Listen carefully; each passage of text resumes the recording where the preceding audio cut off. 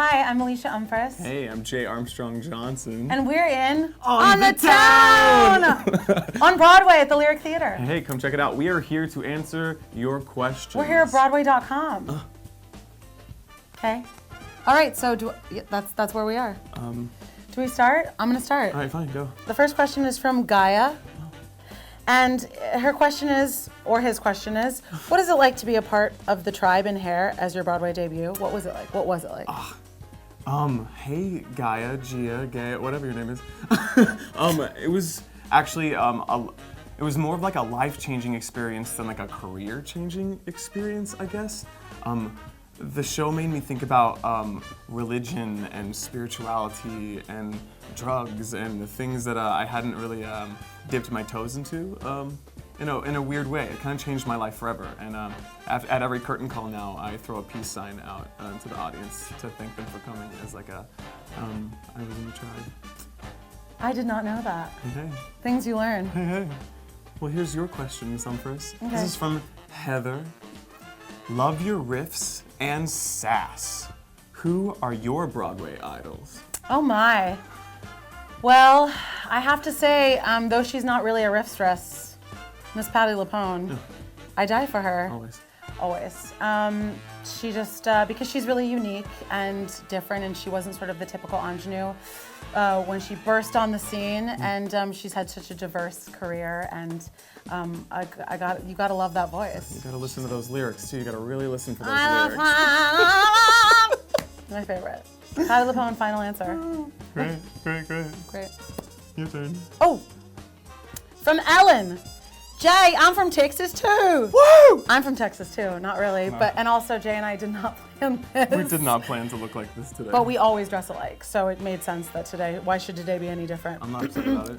Jay, I'm from Texas too. Oh, hi. And what are you most proud about being from the Lone Star State? P.S. Your voice is a dream. Ellen, thanks. Howdy, how are you? There's just so much pride, really. I guess the one thing that I'm most happy about is that for 17 years I had to bamboozle the world into thinking I was a straight man, and so it's worked very well in my career. Wait, you're a kid. Time out. This interview is over.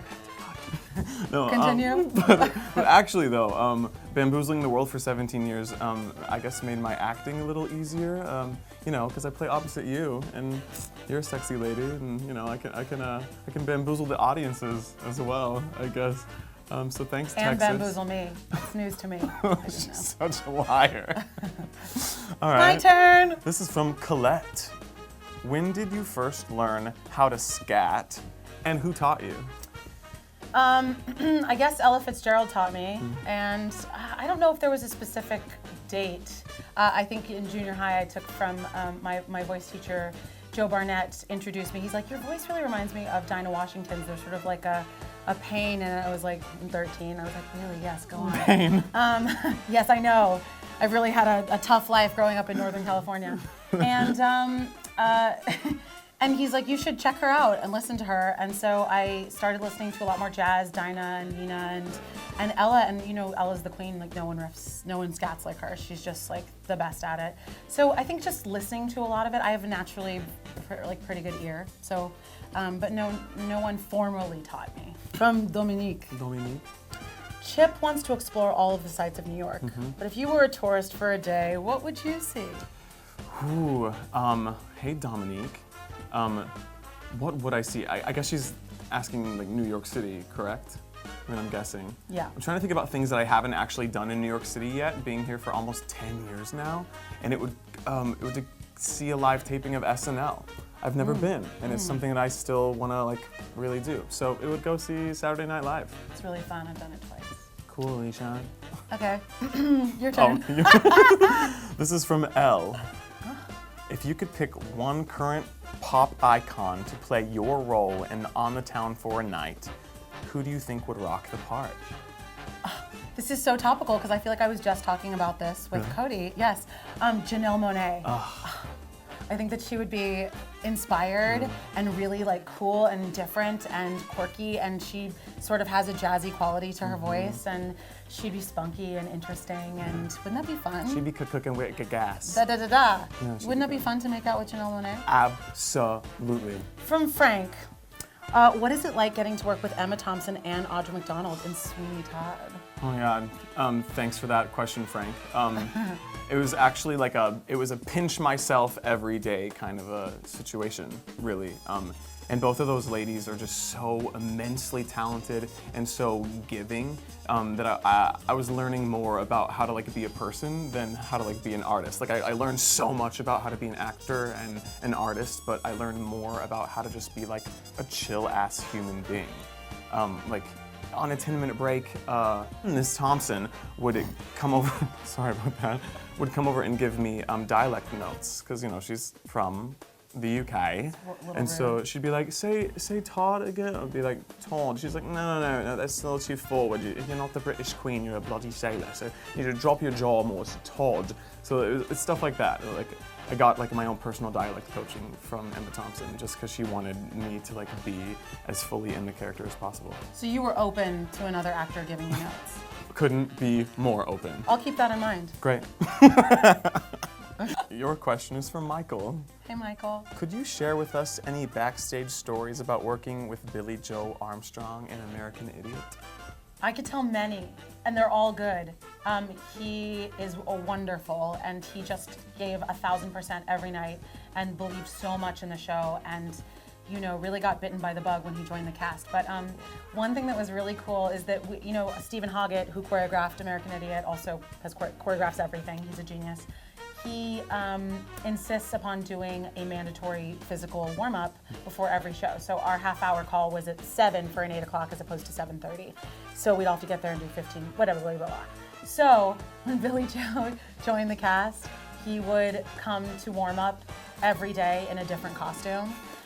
Or a different gimmick, and his first day he went to the Bubblegum Shrimp, which was around the corner, and got the Bubblegum Shrimp costume, and came in and did the warm up in a huge like Bubblegum Shrimp costume, joking. and we all just fell out, died.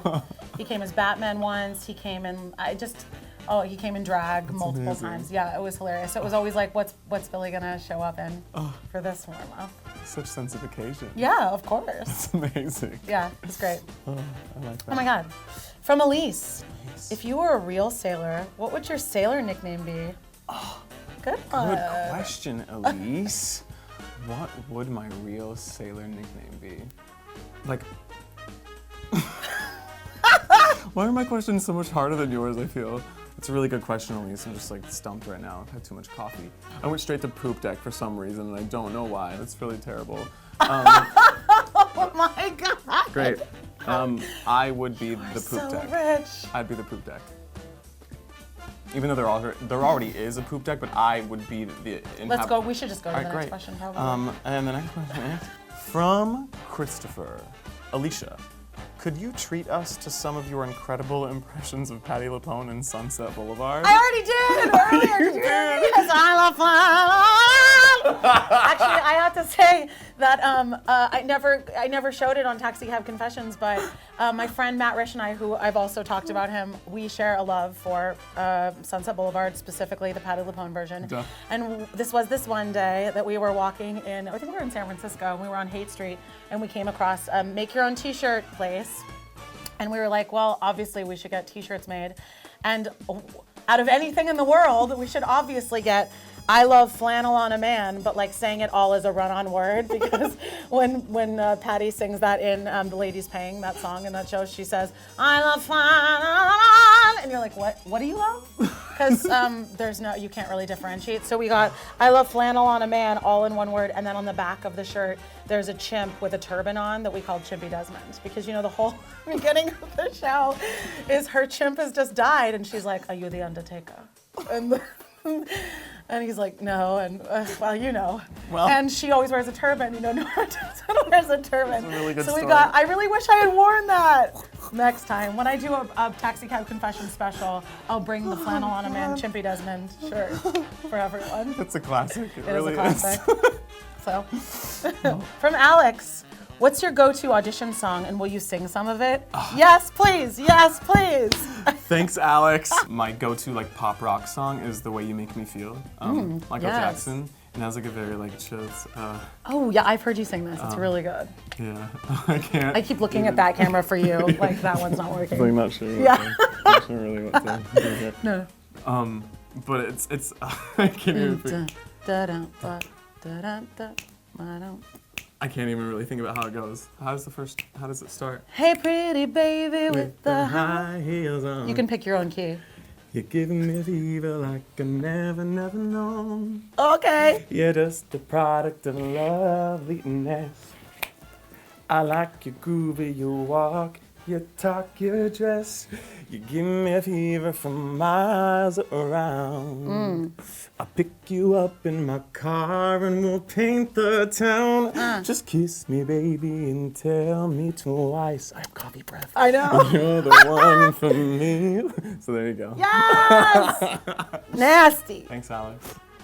This is from Chris. Okay. What record will you spin in your dressing room before the show tonight? Spin. Can you imagine me just being like, you guys come in, it's half hour. Wicka, wicka, wow, wicka, wow, wicka, wow, wow. Blossom Dairy Wiki.